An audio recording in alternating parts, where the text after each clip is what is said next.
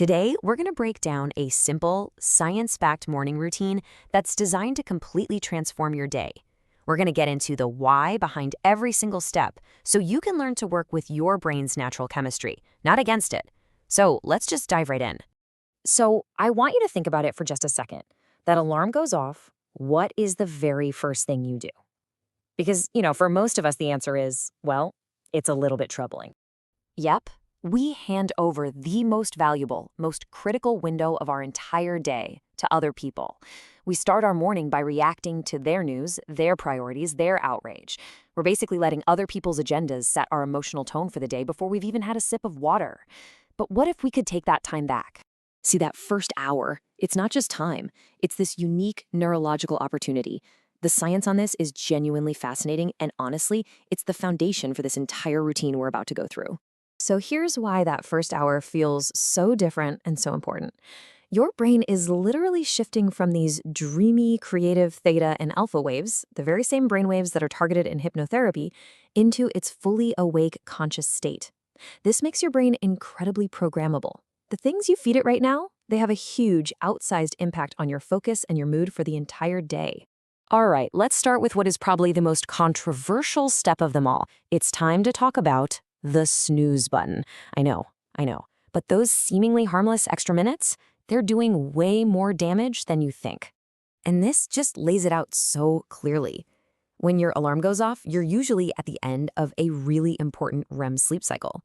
But when you hit snooze, you're telling your brain to start a brand new cycle that it has no chance of finishing. The result is something scientists call sleep inertia, that groggy, foggy-headed feeling that can literally last for hours. You're not actually getting more rest, you're just creating a ton of neurological confusion. So what's the alternative to a horrible, jarring alarm sound? You gotta try this little brain trick. Tonight, before you go to bed, record a short voice memo from your future self. And not some generic hype, make it specific. Something like, hey, it's me, get up. Today is one of the days that got us to where we wanted to go. Don't hit snooze.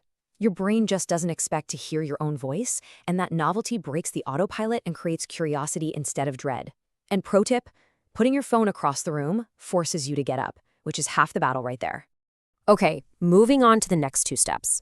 These are all about using powerful, totally natural signals from our environment to tell our body that, hey, the day has officially begun. This one right here might be the single most impactful habit on the entire list. And the best part? It costs absolutely nothing. Sometime in that first hour after you wake up, get outside for 10 to 20 minutes and let natural sunlight hit your eyes. And no, looking through a window does not count. You gotta get out there. Now here's the crucial part. This isn't just about waking you up right now. That light hitting your retina actually triggers a healthy morning pulse of cortisol, which is a good thing in the morning. It makes you alert. But it also starts a 14-hour countdown for your brain to start producing melatonin, the sleep hormone. So getting morning sun literally programs you for a better night's sleep tonight. It's a 24-hour investment. But what if you wake up before the sun? No problem. You can actually replicate this exact same effect with a light therapy lamp. The key is the intensity. You're looking for one that's about 10,000 lux. That's the magic number to send that same powerful wake-up signal to your brain. Okay, I know what you're thinking, but just stay with me here. We are not talking about a 20-minute ice bath, I promise. We're just talking about a brief, controlled blast of cold at the very end of your normal shower. That short burst of cold water is just incredibly powerful. It triggers this huge release of something called norepinephrine, a neurotransmitter that spikes your alertness and elevates your mood. But the really amazing part is what happens later. Over time, this practice literally trains your nervous system to be less reactive, which makes you more resilient to all the other stressors life is going to throw at you during the day. All right, let's get into the next pair of habits. These are designed to get your body physically online and your mind mentally clear and ready for the day ahead. One of the biggest myths about a morning routine is that you need some long, hour-long workout. The research just says that's not true. A high-intensity circuit for just 7 minutes, that's it, is enough to get all the key neurological benefits. Just look at everything that's happening here. You're pushing blood to the decision-making center of your brain, you're releasing all these mood-boosting chemicals, and you're triggering the release of something called BDNF. Think of BDNF as being like fertilizer for your brain cells. It helps you grow new connections, which is just crucial for learning and memory. Now, for the mind. This is not about writing a diary. Think of it as a very structured 5-minute brain dump.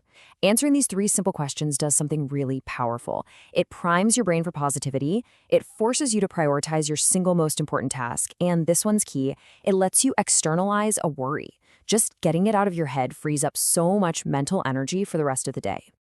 And here we are, the final step. It's the simplest one to understand, but let's be honest, it's often the hardest one to actually do. It's all about protecting that programmable window we talked about right at the beginning. So these are the 2 paths you can choose every morning. On one side, you've got the reactive brain.